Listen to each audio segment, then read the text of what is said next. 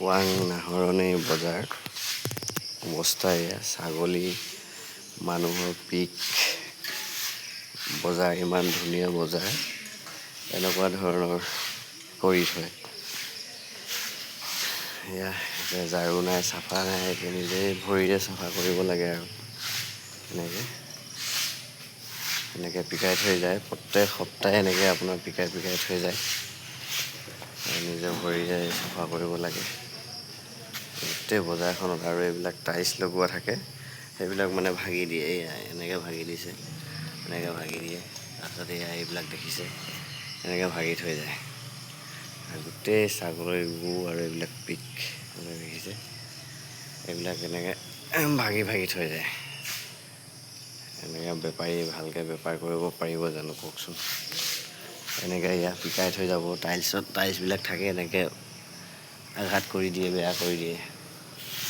এইবিলাক এনেকৈ ভাঙি দিছে, ইমান ধুনীয়া থাকে, এইবিলাক ভাঙি দিছে। এইবিলাক এনেকৈ ভাঙি দিছে। এনেকৈ হ'লে আৰু বেপাৰী কেনেকৈ আহিব? বেপাৰী কেনেকৈ চলিব কওক? এই গোটেই পিকাই মেলি অৱস্থা দেখিছে। এনেকুৱা টাইলছ লগোৱা আছে, এয়া পিকবিলাক চব এনেকৈ পিক পেলাই বজাৰখন বেয়া কৰি দিয়ে। খোৱাং নাহৰণিৰ সাপ্তাহিক বজাৰ এয়া এই অৱস্থা। টাইলছৰ ওপৰত পিকাই, এতিয়া ডাঙৰেই কৰে নে সৰুৱে কৰে, কৰিম বুলি কৰে নে মডাৰ্নিছেট কৰে, কেনেকৈ গম পাব?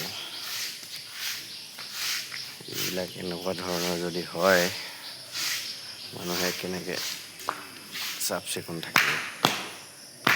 গতিকে এইবিলাক মানে বহুত বেয়া লাগে আৰু ক'বলৈ বাক্য নাই, শব্দ নাই। গতিকে এইবিলাক দেখিছে, এনেকৈ কৰি এইবিলাক ভাঙি দিছে, থুৱাই দিছে, পিকাই দিছে। এনেকৈ চব এইবিলাক এই চুকবিলাক ভাঙি দিছে, এইবিলাক ভাঙি দিছে। এয়া চব পিক, এয়া এনেকুৱা পিকাই দিয়ে, এনেকুৱা পিকাই দিছে। এইবিলাক আপোনাৰ এইবিলাক ভাঙি দিছে। যোৱা সপ্তাহে এইটো নাছিলে, আজি এনেকুৱা অৱস্থা।